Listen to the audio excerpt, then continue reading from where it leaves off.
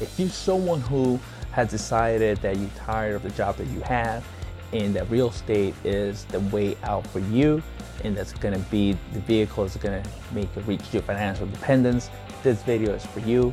I'm in the same shoes as you are, and I just like to share my journey as I go along. Last time we talked about our most recent deal, a single family property that we're doing a flip on. We talked about the flipping formula. Now I want to discuss what happens next. So the first thing you want to do after you got the property and you're ready to start your rehab is called the scope of work. So what is that? So the scope of work is going to be a detailed summary of everything you're going to do to that particular property. I'm actually holding right now the scope of work of the property that we're working on. And I just want to go over it with you so that as you go through your deals, you might have a reference of something you could use similar to this. So the first thing you want to do is we divide the actual rehab into 3 separate sections. The first section is your exterior components, so everything in the exterior of the house. Your next section is your interior components, everything in the inside of the house. And then you have your general components. That's more like the permits, any mold removal, termites, bed bugs, any miscellaneous that you might have to do in that property. Within the exterior components, we have subcategories. So we start with the roof, then we move on to the gutter, soffit, and the fascia. Then we go to the siding of the actual house. Then you want to look at exterior painting if you need to do painting there. Then we have the decks and porch if you do have any.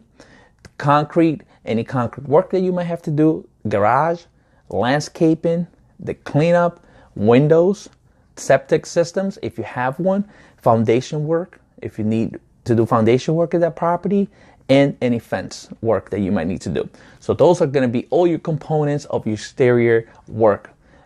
Then you're going to move on to your interior. So we have demolition or demo. We have plumbing, fixtures such as tubs, sink fixtures, all related to plumbing. Electrical work, HVAC, which is going to be your heating and AC systems. Insulation, sheetrock work, carpentry, interior painting, cabinetry, countertops, everything to do with the kitchen, and any flooring work that you might have to do. So those are going to be all the interior components.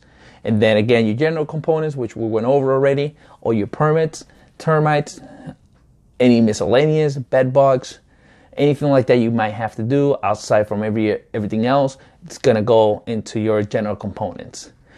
Once you have everything divided, then you're going to go ahead and move on to detailing under each one what exactly you're going to do.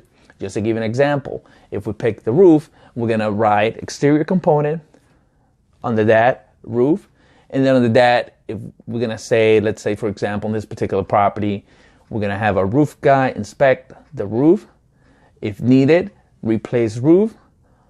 If needed, replace plywood. And then that's pretty much it actually for the roof. So if you replace the whole roof at that point. So that's just an example. You will do that with each one of the points that we just talked about. And then that's how you come out with your scope of work. This takes a little bit of time because you're going to be dealing with different contractors. As you go along looking through the property, whatever the problems, you're going to go through your scope of work. But you're going to make sure that you have your scope of work as completed as possible before you start the rehab, because that's a big step that you need to do before you start the budgeting.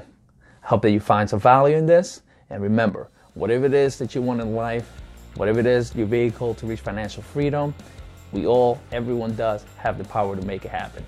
So go for it. Signing off.